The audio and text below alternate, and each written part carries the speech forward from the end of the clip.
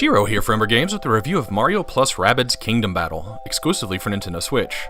Now hold on, before you go running off because you've played a Rabbids game on Wii and you're just not interested, at least hear the quick summary that what we have here is a strategy role-playing game with Mario and the Rabbids, a franchise that's a spin-off from Rayman, acting like a Mushroom Kingdom version of XCOM, on a series of motion control minigames with crazy bug-eyed rabbits. I mean, the bug-eyed rabbits are still here, and of course that depends on your sense of humor, whether or not you find their antics amusing.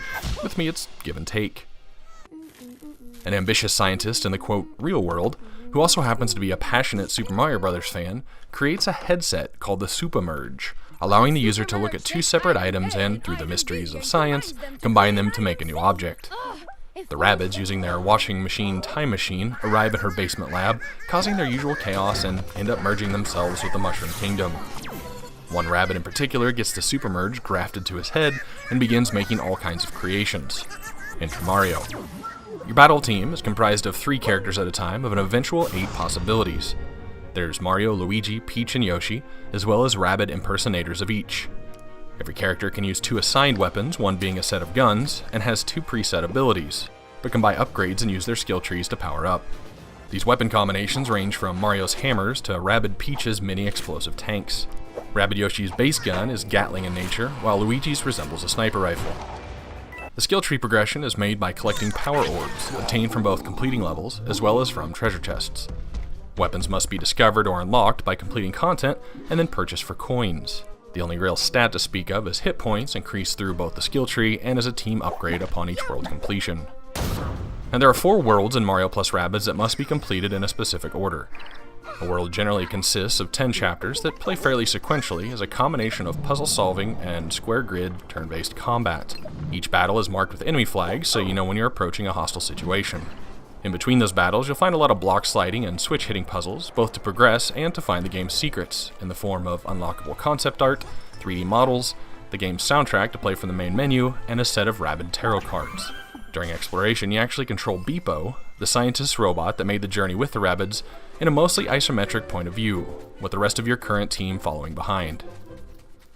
Now, as you complete each world, Beepo gets a new ability to further explore each area, including a hammer to break blocks and a lift ability to grab statues and place them on pedestals. The biggest challenge you'll often encounter with the puzzles isn't solving them, but just kind of figuring out where they start. Several moments through the stages you won't be able to turn the camera on your own, and in that locked point of view you'll often see a cannon or a platform you can't get to. In other words, you see the reward without even seeing how to take on the challenge. New weapons can be opened by hitting red coin rings and gathering all 8 before time runs out, and also by finding blue cannons that take you to a retro-sounding room to get blue coins while solving puzzles quickly for their rewards. About halfway through each world is a mini-boss, and there's always a main boss at the end. Once the main boss has been defeated, you can re-enter the completed world and find a secret chapter, and also find 10 battle challenges spread across the battlegrounds you've cleared, some with a slightly higher difficulty than normal, and you're rewarded with more power orbs and coins. Most chapters contain multiple battles, so you're looking at probably 60 to 70 encounters total in the main story alone. And you can change characters and weapons before each battle starts by pressing X. When you go to the weapon select screen here, you can even purchase new ones if they've been unlocked. While in the normal exploration mode, you can reach this screen as well.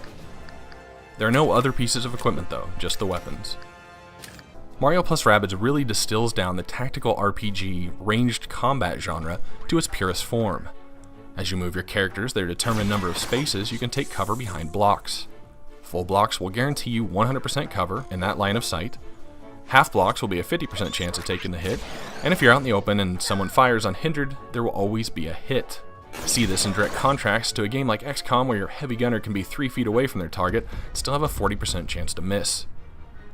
Cover can be crumbled, and crumbled more quickly by explosive shots.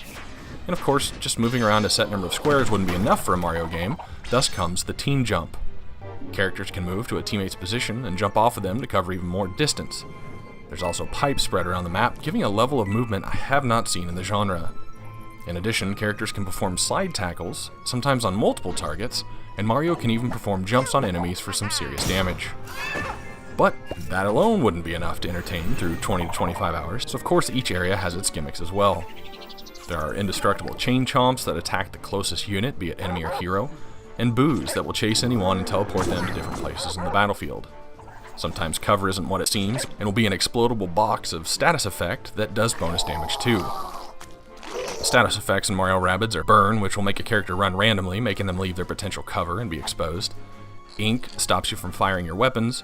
Freeze stops ability usage. Honey stops movement. And then there are Push and Bounce, which when activate will send characters flying, and if they go off the map, an extra 30 damage. Battle objectives also have a little variety. While the majority are destroy all enemies on the battlefield, some have you only eliminating a certain number. Some require one or more characters to reach evacuation points, while others have you escorting a fourth character safely that you can control, like Toad. Regular battles reward you with a ranking. Having everyone alive and finishing under a certain number of turns will give you the best ranking and the highest coin reward. While chapter battles won't respawn when you re-enter a world, you can use the Rabbids washing machine to time travel to missions and try for a better rating once the world has been completed. One thing about this game is every battle is handcrafted, as opposed to just a random encounter. And the environment, the tubes to transport you to random places, as well as the starting configuration of your party that you have no control over, all kind of add a near puzzle-like quality to some of the combat. The enemies have variety enough to keep introducing new dangers and tactics.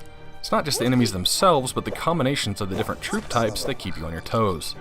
There's support units, giants that will charge when attacked with weapons, shield bearers with shotguns that you have to get behind, and Rabbids with springs on their feet that close the distance really quickly. There's quite a bit of additional content in the game if you include finding all the collectibles, the 10 challenges per world with 4 ultimate ones available after game completion. There's also a set of cooperative maps letting you play with a friend, each controlling 2 characters in a series of battles, which didn't really seem to contribute anything to the main campaign, but are more just there for fun. If you call turn-based co-op where you need to jump off each other and coordinate abilities fun. The only amiibo support I could see is scanning in Mario, Luigi, Yoshi, and Princess to open additional weapons, which early on would help give you a jump on things. If you buy the game new, it includes a pack of pixel weapons as well that become outdated pretty quickly, so if you have those and you're going to redeem them, do it early. Overall, the difficulty in the game took a bit to ramp up. I got perfect on my first attempt of pretty much every main story mission in the first 2 worlds, and all but 2 of the third, which took a few tries to get perfect on. A couple of those were really frustrating and finally made me give up overall just trying to get a perfect rating on the first time through. The game difficulty does take off though, with the 4th world going through quite a bit of difficult moments. There are a couple boss encounters particularly that have pretty severe difficulty spikes, even if you have a ton of powerful abilities. You can restart most battles by hitting pause and just going to restart, but there are a couple scenarios where there are multiple battles in a row, and restarting will take you back to the first one in the series. You can still win a battle even if you have only one person standing, but your health is only refilled at the end of a chapter, so the 10 hit points revived characters start with can be tough to take into the next battle. You can find mushrooms occasionally, as your only source of healing between battles of a chapter, but even those provide a meager amount when discovered. One thing that always got me with XCOM is how there were situations where cover didn't save you from taking damage, even though it should have been clear that you were safe.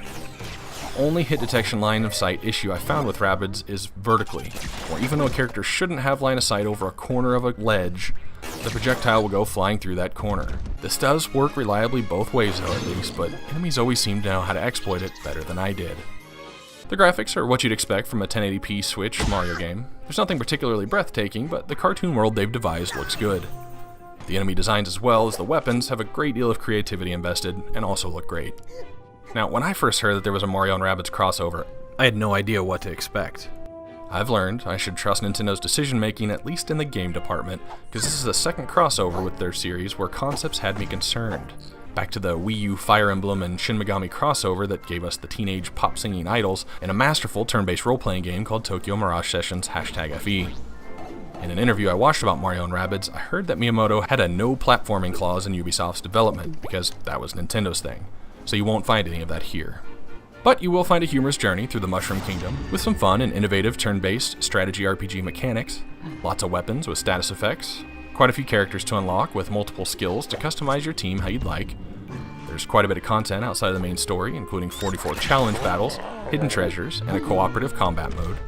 Only one small but consistent hit detection issue, a couple of random difficulty spikes and an otherwise good challenge ramp-up, with some fairly low challenge block and switch puzzles, with the only real difficult part being to discover where the puzzles begin.